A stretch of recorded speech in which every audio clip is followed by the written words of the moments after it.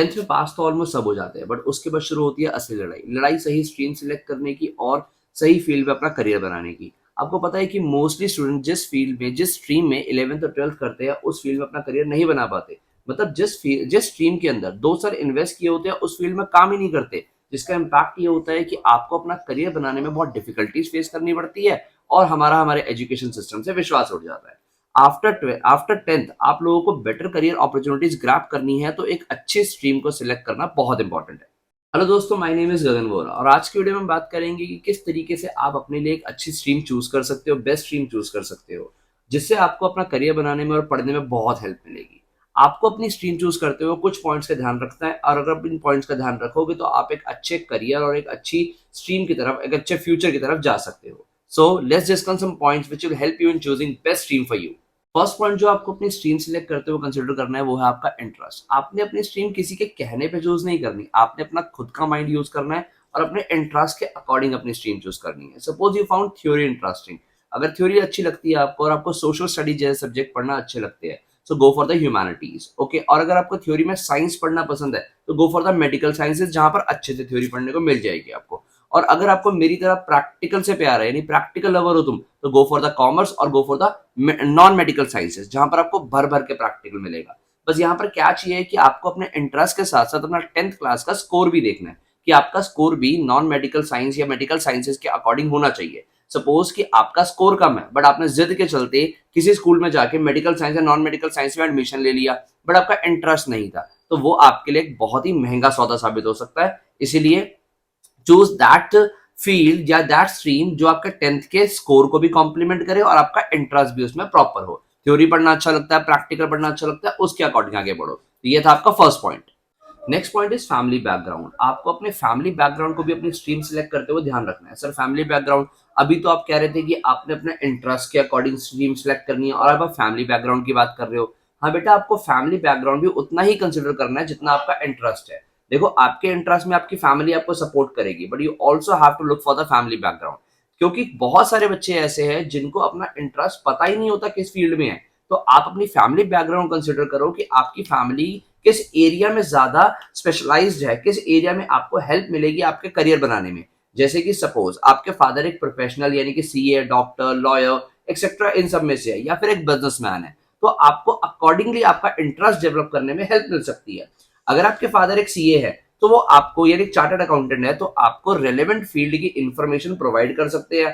तो आप अपना इंटरेस्ट डेवलप कर सकते हो अकॉर्डिंगली और आगे बढ़ सकते हो, ये आपको एक एज प्रोवाइड करेगा। इसलिए please consider your family background while selecting the stream for you. Third step is, या third point is, do not follow your friends और द क्राउड ब्लाइंडली। यानी अगर आपका दोस्त जो है वो किसी पर्टिकुलर फील्ड में जा रहा है, तो आप भी वहां जाना चाहते हो, प्लीज और प्लीज यहाँ पर भाईचारा ऑन टॉप मत रखना। बिकॉज अगर आपका दोस्त नॉन मेडिकल साइंस में जा रहा है, जो कि आपका इंटरेस्ट नहीं है, बट भाईचारा निभाने के लिए आपने वो सिलेक्ट कर ली, तो ट्रस्ट मी बहुत सारा टाइम वेस्ट हो जाएगा अगर ऐसा किया तो। जब भी अपनी स्ट्रीम सिलेक्ट करो, मैंने आपको 2 पॉइंट बनाए, अपना इंटरेस्ट और अपना फैमिली बैकग्राउंड को ही ध्यान में रखते हुए अपना जो फील्ड है या स्ट्रीम है उसको चूज करो। क्राउड के पीछे मत भागो कि हाँ सारा क्राउड इस एरिया में जा रहा है तो हमें भी वहां जाना चाहिए, या मेरा बहुत अच्छा दोस्त इस एरिया में जा रहा है तो वहां जाना चाहिए। नहीं बेटा, आपका करियर बनाने में आपका दोस्त नहीं, आप खुद अपनी हेल्प करोगे। ध्यान रखो इस चीज को। तो ये था आपके लिए third point. Fourth point is, do not choose irrelevant field. अगर कुछ लोगों का, कुछ बच्चों का पहले से डिसाइडेड होता है कि उन्होंने इस पर्टिकुलर करियर में जाना है, जैसे सपोज कि किसी बच्चे ने जाना है होटल मैनेजमेंट में। सर अगर आपको होटल मैनेजमेंट की फील्ड सिलेक्ट करनी है, तो आपने फिर कॉमर्स या साइंस क्यों ली है?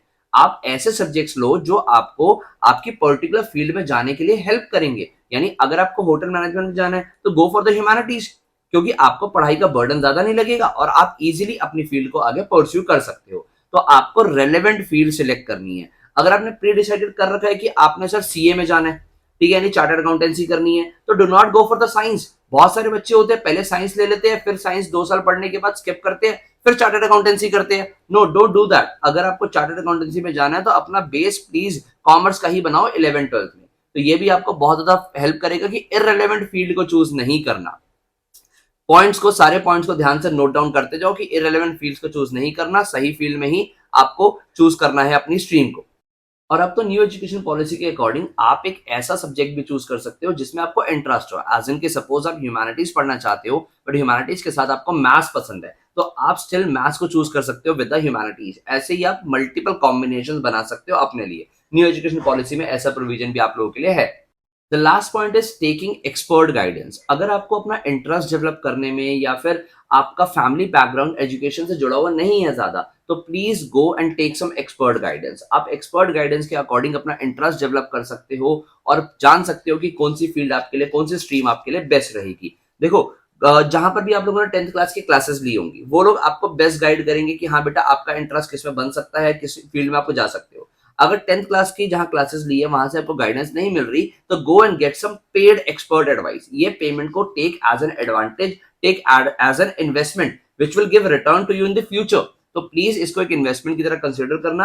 आप हमारी हेल्प भी ले सकते हो, हमें इंस्टाग्राम पे डीएम करना, हम लोग भी आपको पेड गाइडेंस दे सकते हैं। एक नॉमिनल से फीस पे आप अपना करियर डिसाइड कर सकते हो या स्ट्रीम डिसाइड कर सकते हो, तो वो आपको बहुत ज्यादा हेल्प करेगी। तो ये थे कुछ रेलेवेंट पॉइंट जो आपको आपके स्ट्रीम को सिलेक्ट करने में बहुत हेल्प करेंगे, क्योंकि 10th क्लास के बाद स्ट्रीम सिलेक्शन एक बहुत ही ज्यादा इंपॉर्टेंट डिसीजन है। आपका पूरा करियर इस पर डिपेंड कर सकता है। मैं नहीं चाहता कि तुम लोग अपने 2 साल वेस्ट करो और उसके बाद कुछ और ही कर रहे हो। तो these are the points which will help you in future. इस वीडियो को अपने दोस्तों के साथ शेयर करो जिनका भी 10th का रिजल्ट आने वाला होगा और जो 11th में डिफरेंट स्ट्रीम्स में जाने वाले होंगे। तो प्लीज कोई भी गलत स्ट्रीम चूज ना कर ले, अपने दोस्तों के साथ इस वीडियो को शेयर जरूर करना। अगर इन्फॉर्मेशन अच्छी लगी तो प्लीज और प्लीज एक वीडियो को लाइक देना मत भूलना, वीडियो को शेयर करो, चैनल को सब्सक्राइब तुमने कर रखा और सोशल मीडिया यानी इंस्टाग्राम पे फॉलो कर लो, वहां पर बहुत सारे अपडेट्स में डेली बेसिस पे पोस्ट करता रहता हूँ। Thank you.